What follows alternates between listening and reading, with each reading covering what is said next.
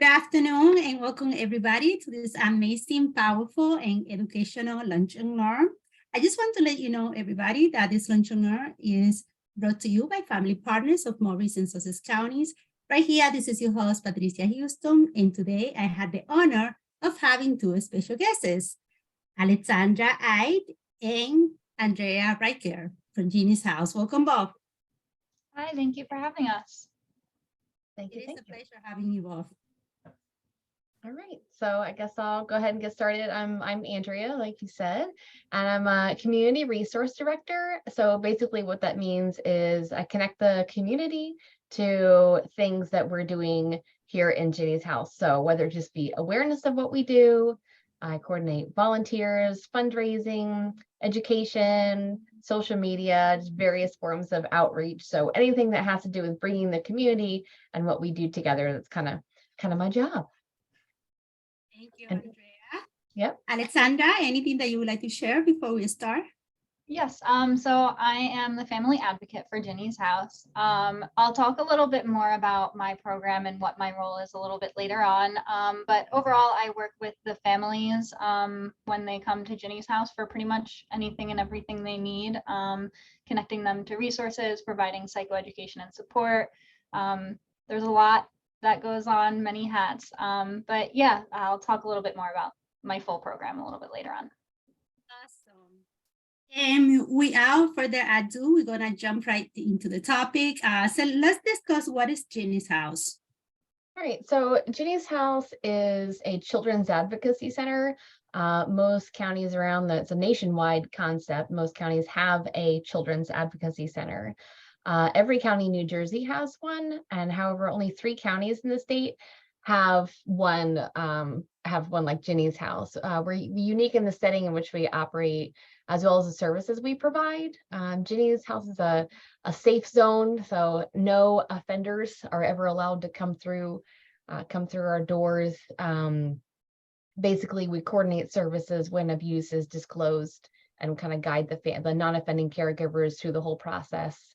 And we kind of just right there holding the hands of the families and the child who have experienced abuse. We bring them through the whole process. So Alex is going to put up a quick video that explains what the general idea of a CAC is. Take it away, Alex. All right, let me make sure I find the right one. Okay.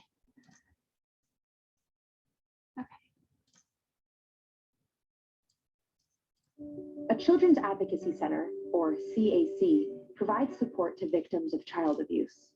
Without a CAC, an abused child may have to tell their story over and over again in settings that may be scary or where kids may think that they're in trouble. Then, families have to search around for the services their children need, all on their own. But in a CAC, a child tells their story to a trained interviewer who makes the process gentle on the child and finds the facts which are crucial to the child's case. Then, a community of professionals in medicine, law enforcement and child protective services, prosecution, victim advocacy, and other heroes work through the CAC to decide the best way to help the child. And CACs provide science-backed mental health care that heals kids from trauma and helps them reclaim their futures. This community of caring professionals rallies around the child so children have everything they need, all in one place, at the CAC. To find your local CAC or to sign up for updates, visit nationalchildren'salliance.org. Okay, so that pretty much just gave an overview of what a children's advocacy center is, to give an understanding of where we come from and where we started. So the whole design was to be not to re-traumatize the children by making them go through and retell their story in every step of the process.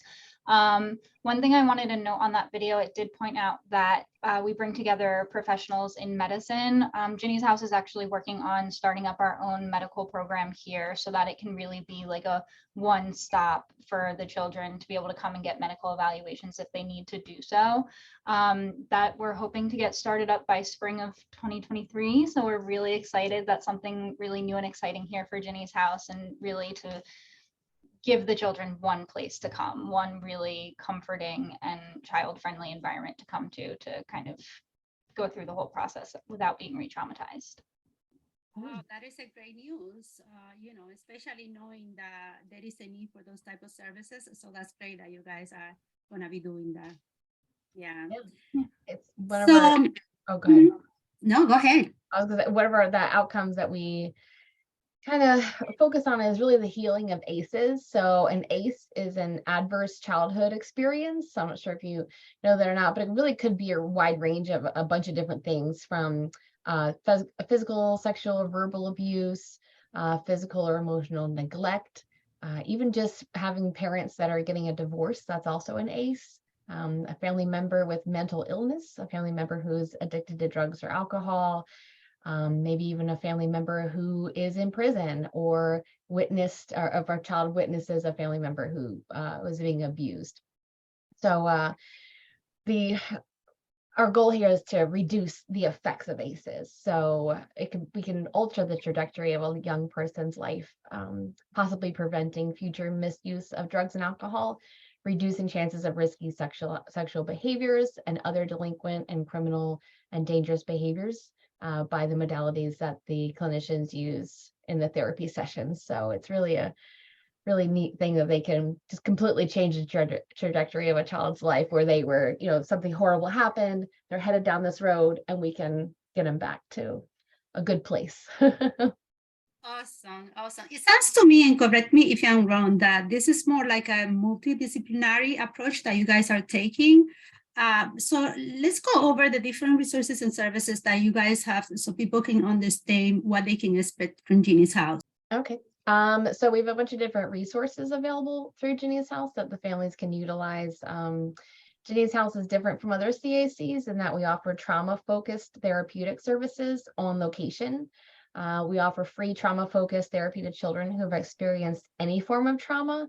While we focus primarily on children who have experienced physical abuse, sexual abuse, or neglect, we also consider cases of children who have experienced other forms of trauma, such as, like I said before, other ACEs, witnessing domestic abuse, loss of a parent, things like that. Thank you. We also, so our services with the therapy and the family advocacy that we offer right on location, we actually have 2 full-time therapists on staff who are specially trained in trauma-focused cognitive behavioral therapy, as well as EMDR, desensitization and reprocessing. I always get caught on that one. Me too. But those are 2 really strong evidence-based modalities for treating children who have experienced trauma. So the children generally meet with the therapist once a week, and we also offer telehealth services. So that doesn't just limit us to people that can make it here. We understand there are barriers to achieving and getting to treatment. So we do also offer telehealth. The therapeutic plan generally is tailored to the needs of each individual child. There's no kind of one size fits all for the therapy method. The therapist will generally meet with the child, do like a trauma inventory, trauma symptom inventory, and they'll choose the best modality to use for the child, and it also depends on age. We will treat children pretty much from when they can talk. Generally, we say around 4 years old, when they can talk and start to express, what has happened to them, all the way up until 18 years old.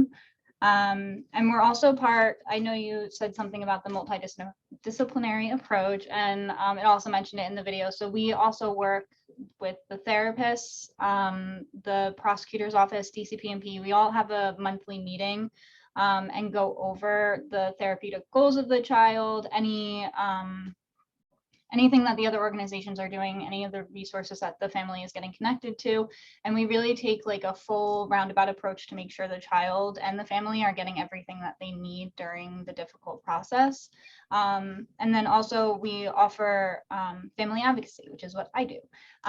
So that program is not necessarily unique. We all work together. So that's the whole MDT approach, is all working together. So we know that one of the best predictors of recovery for children is having that support of family and making sure that the family unit is remaining healthy, trying to be supportive.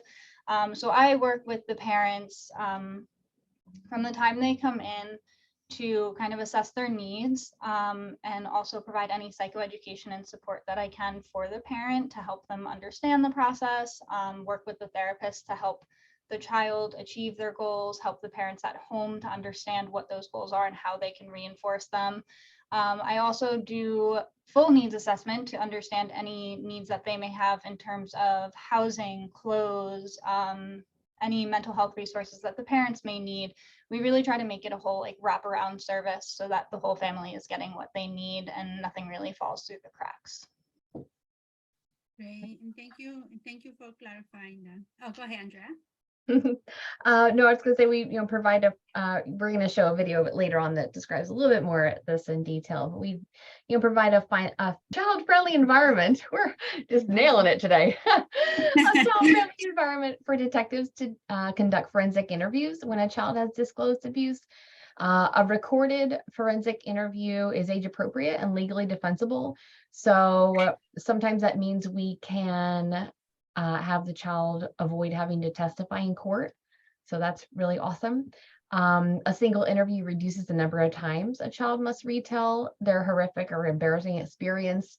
Anyone who needs to hear the interview is in a separate room, and the interview is conducted by a plainclothes caring individual with a room with reduced distractions. So it puts them in close proximity to the child, and like we said before, they're trained to do it, and they're really, really good at just putting the child at ease. It's already a family-friendly environment. You come in, there's toys everywhere, and it's colorful and things like that. So they're already at ease when they come in, and just the interviewer helps that, also. And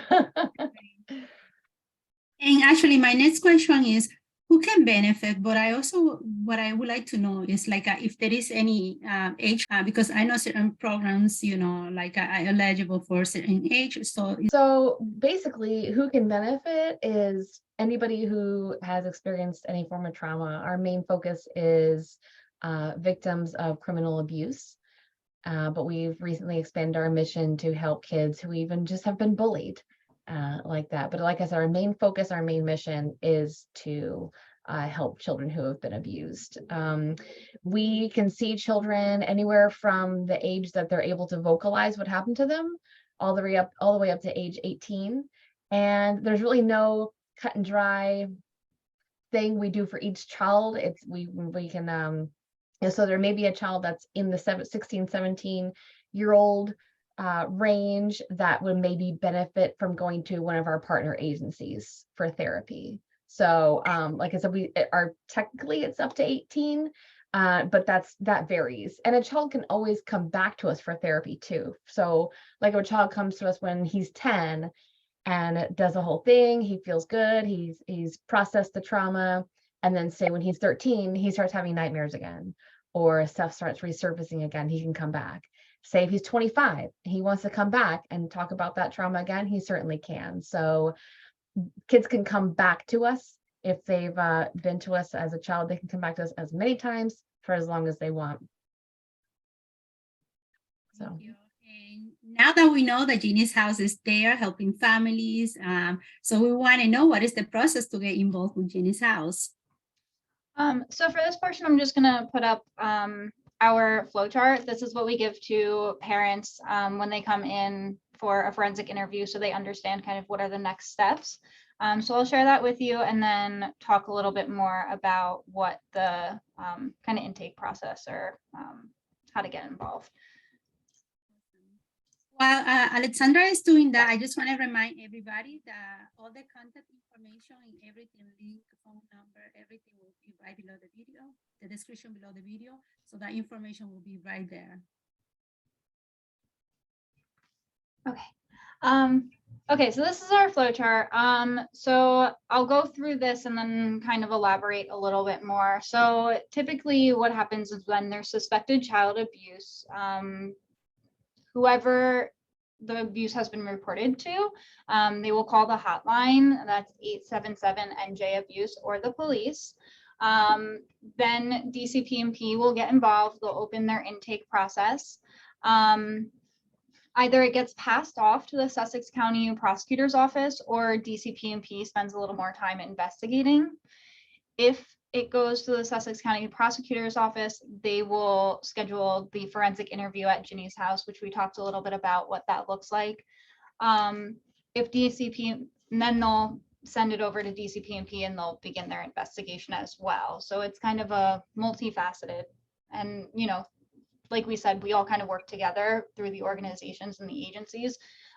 So if DCP&P discovers that there was abuse by a caregiver, the case is opened. If they discover abuse by a non-caregiver, they refer to another agency and the other agency continues the process.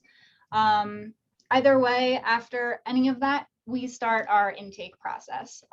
So we typically let like law enforcement and DCP&P take the lead first, and then we will start our intake process to get the children engaged with therapy. So once Ginnie's house starts the intake, normally I'm the point person. I will receive either the results of the forensic interview or the referral from wherever it comes from. And I'll speak with the caregiver, the non-offending caregiver. We'll do a pre-screen process, and then Ginnie's house clinical team will discuss the case and determine if we are the best fit for the child. That's something that we find really important, is to make sure that we are the best fit based on the information we're given. We always are doing everything in the best interest of the child. We're always making sure that they're getting the proper help that they need. So if we decide that they may fit best elsewhere, we will always refer them to an agency. We will never leave a family without really anything. If we decide that we are the best fit, then we start therapy here, and the family advocate helps the non-offending caregivers as needed. So through that whole needs assessment, psychoeducation, support, pretty much anything they need at that point. Referrals can also come, you can see over on the left-hand side, the caregiver referral for non-abuse therapy requested. This can really be quite a range of things. It can even be that the abuse happened long ago and now things are coming back up, as Andrea had mentioned. You know, they're starting to re-experience trauma symptoms, or any of those other types of trauma that we had talked about. So that's where the referral can also come from. It can also come from other organizations, schools, counselors, when they hear about anything that has happened, or that if the child is starting to act out at school. So the process for the intake is starting with a pre-screen with me. I bring it to the clinical team discusses, and then we schedule the intake. Typically just the parent comes for the intake, and it's a meeting with me and the clinicians, and we gather more information, and then we'll start therapy. And like we said before, the child meets with the therapist once a week. While the child is in therapy, typically then I'll meet with the caregiver, so that we're not working on like scheduling outside of their availability. And I think that's it for the intake process. Thank you, Alexandra, for sharing. So obviously there is a process involved. So how long does it take, the whole process, for someone to start getting services with you guys? Once you guys go through the whole process itself. So that varies so widely, because someone may come here for the forensic interview with the police, and actually typically we'll call about a week later, you know, because once a family goes through the forensic interview process, it can be really daunting and it can be exhausting and it can be very emotionally draining. So typically we allow the family a little bit of space to kind of process that, and then we'll give them a call about a week later, a couple days later, to check in and see if they're interested in services. And I mean, I guess I'd say typically about a week is probably like a week to 2 weeks. It also depends on intake availability, so when the family can get here for the intake.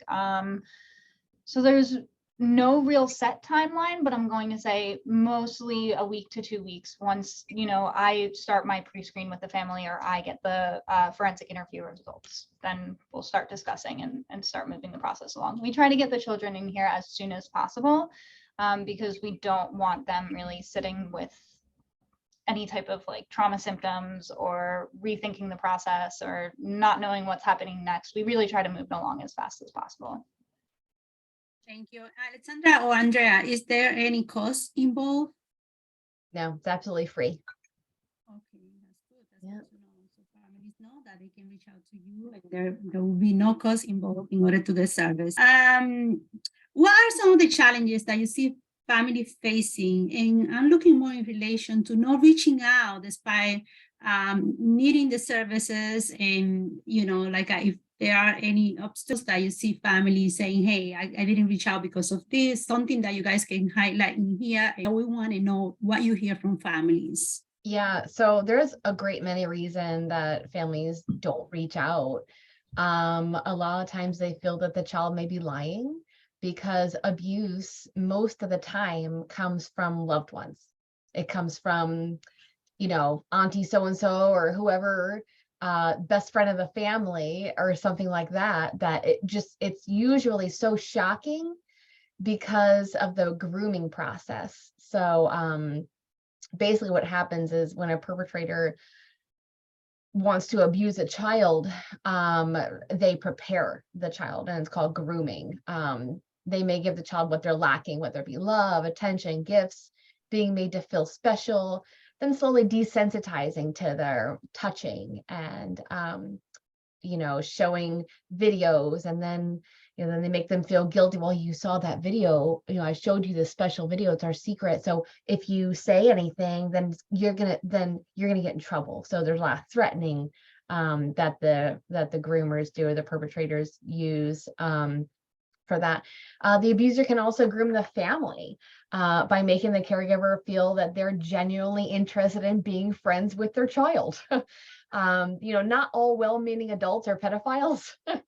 So, you know, I'm so heavy on look out for groomers and watch out, you know, it could be anybody. And then the last thing I want is for, you know, someone to suspect some really awesome adult like that. But just, you know, basically a big warning sign is any adult that wants to spend more time with the child than the parent does, or tends to love the child more than the parent does. And, you know, they spend this time developing this relationship with the kids that a lot of times the kids don't say anything because, you know, they're scared they can get in trouble, and they actually love the abuser.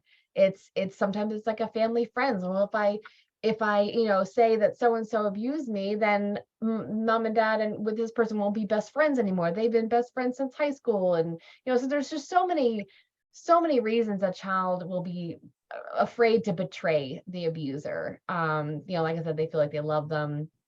Another challenge is that some families just feel like the shame, you know, like, well, what's the neighborhood gonna think if, you know, we find out that, or my husband was doing this stuff to my child, and what's, you know, just the shame, the stigma, embarrassment. Let's see, relationship. What was the other thing I was gonna say?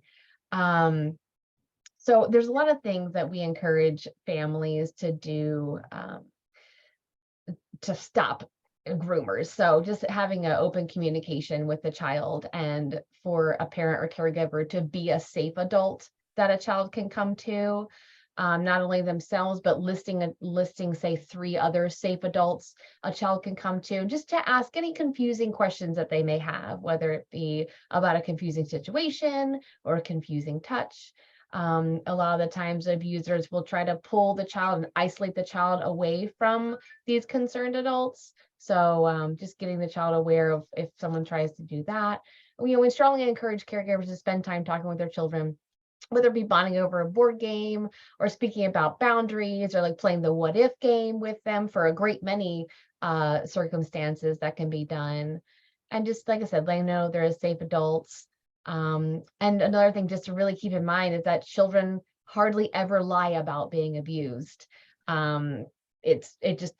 Statistically, it doesn't happen. If a child discloses abuse, chances are it's going to be unbelievable because it's shocking, but chances are it did happen. So number one is to believe the child and remain calm. And of course, we encourage abuse to be reported as soon as possible. We're always here to answer questions. I know you're going to post our phone number at the end.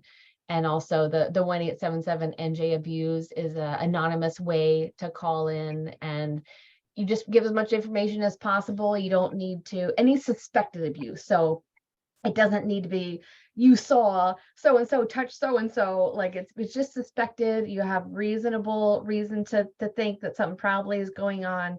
Definitely should be called in. So we have a quick little wrap-up video before we get to our Q&A, Yeah. unless I missed anything, Alex. Before I play that, I do want to add two things as well to kind of barriers and what stops families from reaching out. So one of the things I wanted to point out is misconceptions about when they can reach out to Ginnie's house.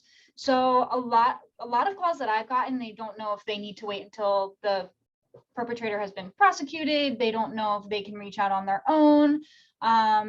They don't know exactly what direction to go to. So I encourage any family that has any question about anything around a child having any type of traumatic experience, experiencing any type of abuse, to really just reach out and ask those questions, because we are always here to answer any questions. If you're uncertain, just call. That's the best bet. Another thing that I wanted to talk about a little bit is that we're seeing an increased rate of child-on-child abuse. So with that, there's a lot of gray area with who's going to handle the case, because the child actor can't necessarily be prosecuted. It gets a little messy.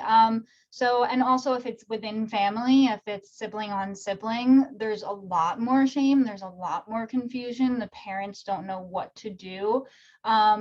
So I also want to encourage any family that's facing any type of issues within their family with abuse or any type of trauma. Ginnie's house is a stigma-free zone. We hold no judgments. We are here to listen and we are here to help.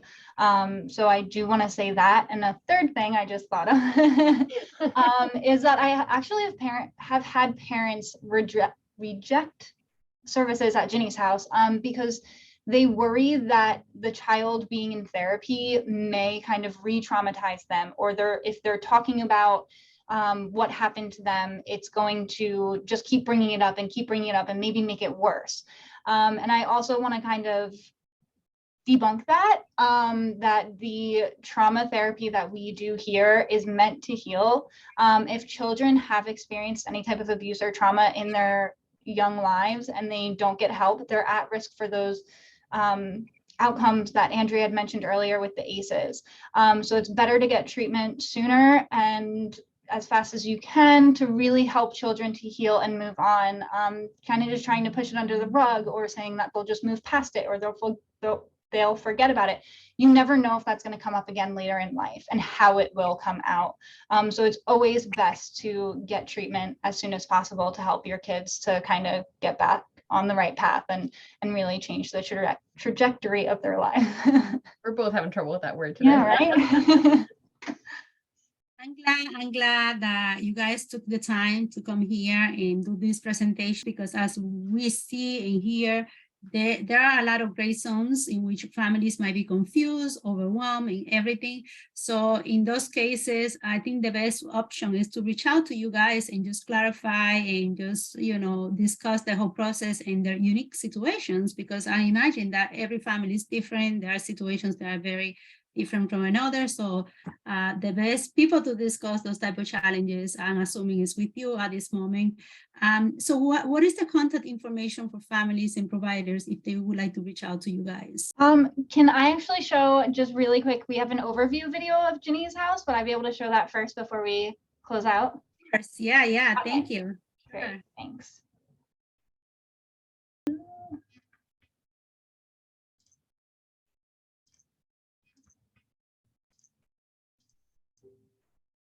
Oh, why does it always start at the end? Okay. Oh, that's annoying. My daughter came to me one day and she told me a story, and it was a story that really no parent wants to hear from a child. And she said that a family member had done something to her that they really shouldn't have. And so we went to get help for her and we found Ginnie's house.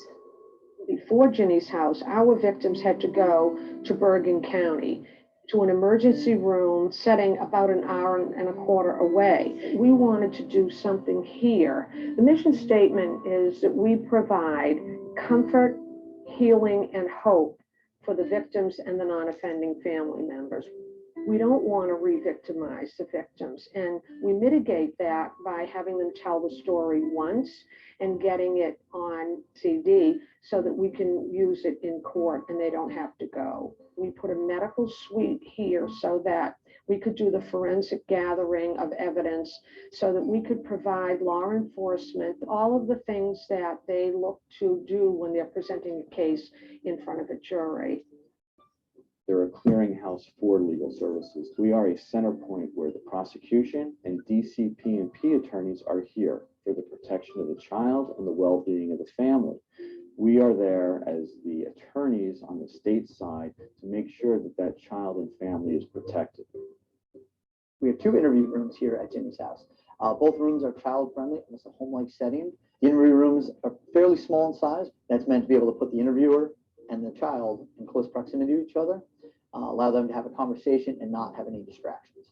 That allows a police officer or another detective or assistant prosecutor to watch the interview as it happens without interfering with it or without causing any distractions to the interviewer or the child. We'll work hand in hand with the staff from Ginnie's house, as well as the prosecutor's office victim witness advocacy unit. They're the liaisons between the court and the victim. So if the case does go to court, they're going to inform the victim and the family of what's going on. They're going to lead them into the courtroom. They're going to be present with them throughout the entire court experience. Ginnie's house has put the therapy in place to try and help address the trauma, because the therapy is often trauma-based, to help them process what's happened. We don't want this to be something that defines them for the rest of their lives. They've been so helpful, so wonderful. And right now, my daughter is really flourishing. She's just a normal kid. You know, she's happy, she's bubbly, she has fun. It's like, for her, it never happened. She's really recovered better than I would have ever imagined. Our legacy will be that we stood for children and their families at their point of greatest need and most vulnerability. And I don't think there is a greater legacy a man can have.